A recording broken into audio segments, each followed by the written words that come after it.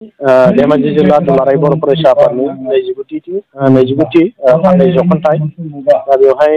आङो गाहाय आलासि महरै बाहागो लानानै गोजोननायखौनो मोन्दों। मानो गोजोननाय मोन्दों होनबा आंनिनो गामियाव जादों जनाय दख'रानि सिङाव 3 नं सनापुर गामिनि टिबि बर' एमइ स्कुलाव थानाय गेलेग्रा फोथाराव बेवहाय सानसेनि हाबाफारि लानानै गाजा गोमजायै खुंदों। दा बेवहाय आं गाहाय आलासि महरै बिथांमोना लिंहरनानै बाहागो लादों। आं बेयाव बाहागो लानानै गोजोननायखौ मोन्दों आरो बेयाव आंजों लोगोसे दं जर'खा आलासि महरै बर' कसारि गाव हायुङारि खुंथायनि CM मिनेस्वर बसुमतारी मानगोनां बिथां आरो खौसेथि बर' सुबुं आफादनि आफादगिरि मनरन्जन बसुमतारी मानगोनां बिथां दं आरो बर' थुनलाइ आफादनि जनाय जिल्लानि आफादगिरि दिलीप बसुमतारी मानगोनां बिथां आरो गुबुन गुबुन आफादनि माहारियारि आफादनि दैदेनगिरि बिथांमोना बाहागो लादों आरो गोबां जनाय दख'रानि आरो धेमाजि ओनसोलनिफ्राय गुबुन गुबुन दख'रानिफ्राय फैनाय सान्दै मानगोनां दख'रानि दैदेनगिरि बिथांमोनहा बाहागो लादों। दा बेवहाय दिनै दख'रानि जिल्लानि जि हाबाफारि बेयाव बाहागो लानानै गोजोननाय मोन्दों आरो बेखौनो आङो दिनै खावलायदों रायजो राजानिसिम आरो जोंनि ओनसोलनि दैदेनगिरि आरो गुबुन गुबुन आफादनि माहारियारि दैदेनगिरि बिथांमोनखौ खावलायदों जाहाथे जों बयबो खौसे जानानै जोङो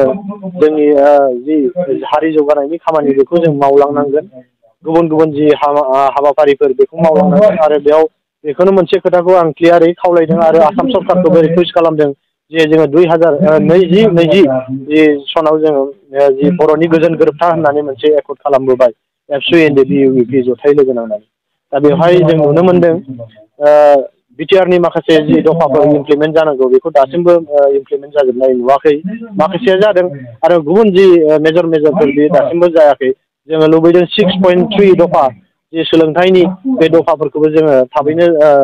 दाफुंजानायखौ जों लुबैगोन आरो गुबुन फारसेथिं जोङो गोबाव माने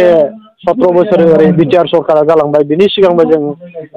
बे सरकार खुंनाय हाग्रामा महिलारि बिथांमोनखौ जों खावलायबोबाय थादोंमोन जे जों बिटिआरनि बाहेरायाव थानाय बर'फोरनि थाखाय जों राजखान्थियारि मोनथायखौ जोंनोबो होनांगौ। दा बेबायदि खावलायनायाव बिथांमोना जोंखौ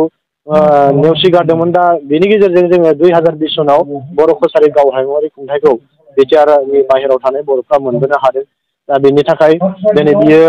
बोसोरथाम आगान होबाय आरो बोसोरथामाव जों नुनो मोनबाय जि 13 कौटि बिथांमोननो रां बावजा हरो। दा बे 13 कौटिनो बोसोरथामा बारलांबाय आरो बेयाव बारायगोनल' होनबाय थायो खिन्थु बारायनाय जायाखै। दा बेखौ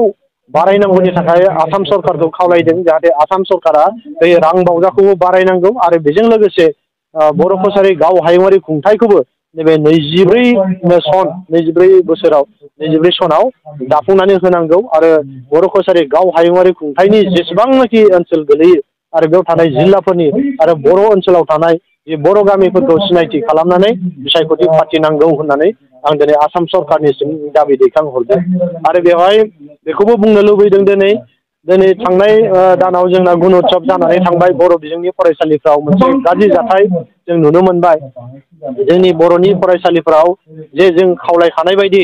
जों खावलायदोंमोन दि दुलाराय बर' फरायसा आरो बर' थुनलाइ आफाद सावरायनायनि गेजेरजों आसाम सरकारखौ खावलायखानाय जादोंमोन जे जोंनि बर' बिजोंनि फरायसालिफोराव बर' बिजोंनि कुइसन पेपार एबा सोंथि बिलाइया फैनांगौ आरो बर' बिजोंनि फरायसालियाव बर' बिजोङा टाइम बायदियै सफैनांगौ जों खावलायदोंमोन खिन्थु बेखौ जों नुनो मोननाय जायाखै। बे जोबोद दुखुनांथाव आरो बेनि थाखाय जों आसाम सरकार आरो इडुकेसन डिपार्टमेन्टखौ जोङो माने दुखु फोरमायहरदों जाहाथे उननि समाव बर' बिजोंखौ लानानै आरो बर' मिडियामखौ लानानै बिथांमोना गेलेनायखौ बन्द' खालामनांगौ गारनांगौ बेखौ जों बिथांमोननिसिम खावलायहरदों आरो नैबे समाव बेखौबो खावलायगोन जिहेथु जोङो दुलाराय बर' फरायसा आफादनि सानदै जख'न्थाइआ फेब्रुवारि दाननि 2, 3, 4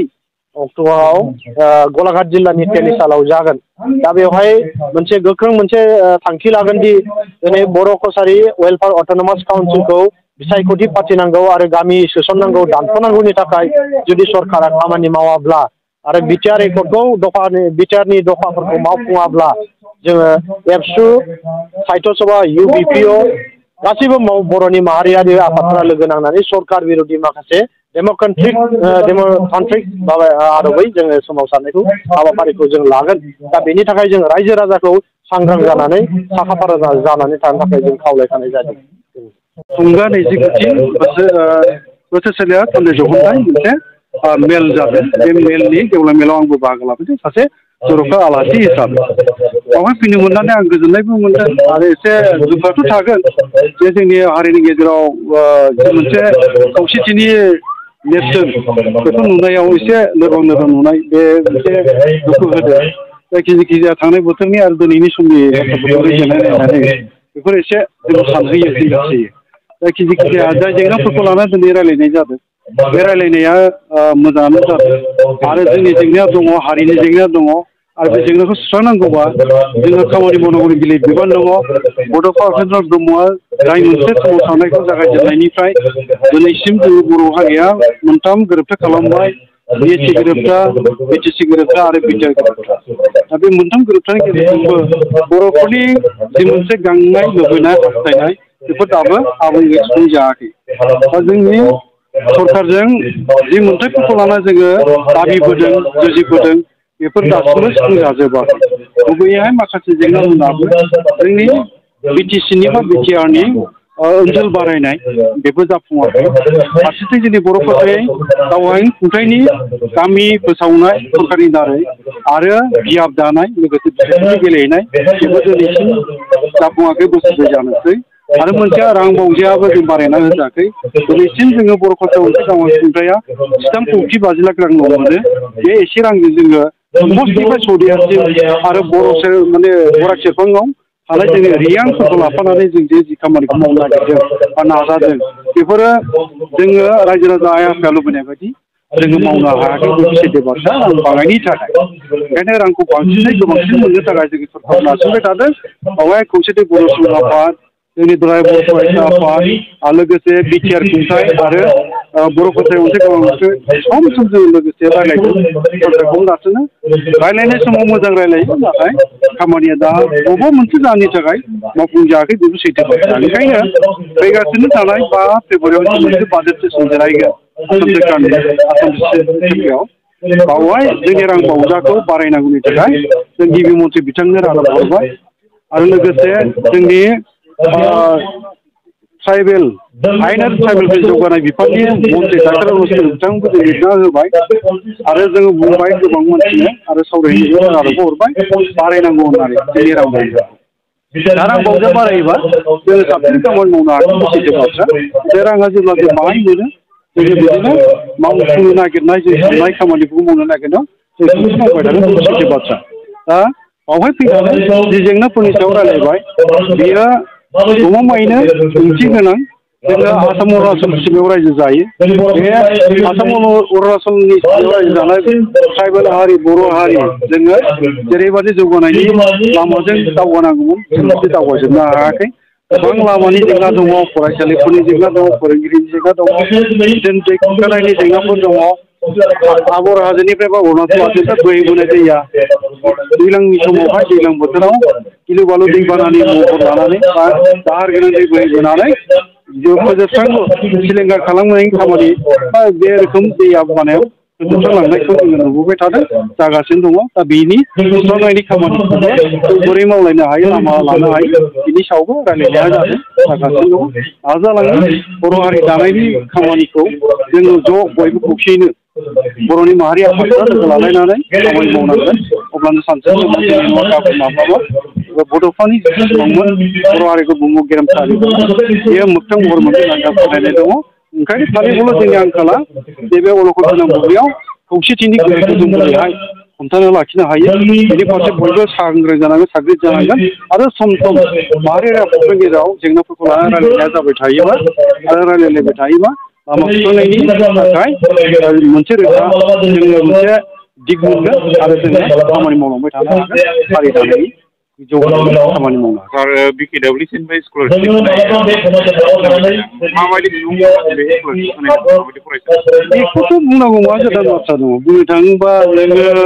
फैसानि जेराव बाङाय दङ अब्लाबो जोङो माखासे फरायसाफोरनो जायफ्रा न'खराव गैजाया मोजां फरायसा 70 जौखोन्दोनि बारा मोननाय जाय फरायसाया नाम्बार मोनो बिसोरखौ जों मोनसे थाखोआव सायख'लायनानै बिथांमोननो एसे रां अनसुंथाइखौ होनो होगासिनोबो दं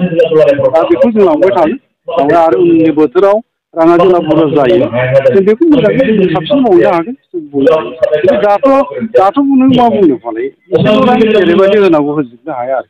फैबाय समनि गेजेराव माबायदि आवाज लांदों रायज्लायबाय थानाय जादों बेखौनो रायजो खोन्थादों जोंहाथ' जेबो लामा थानाय नङा आरो सम बोथोरजों लोगोसे जोङो थि समावनो थि थांखि लानानै जोंनि हाबाफारिफोरखौ लानानै खामानि मावनो रोङा बयबोथ' जेननायखौ जुजिलायनो गोनां जानाय ओंखायनो साननाया बिदि फैदों बिसायख'थिया सिगाङाव दङ बिसायख'थिखौ नोजोर होनानै जोङो बुंबाय थादों बिसायख'थिनि सिगां जोङो मावफुंना होनांगौ जोंनि जेंनाफोरखौ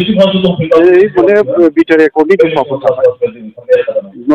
बिटिआर गोरोबथानि दफाफोरखौ मावफुंनांगौ आरो रांबावजों होनांगौ बे बाथ्राफोर थाजोबबाय सरकारा सम बायदि मावफुंना होआबाथ' नोंहा सोमावसारनायनि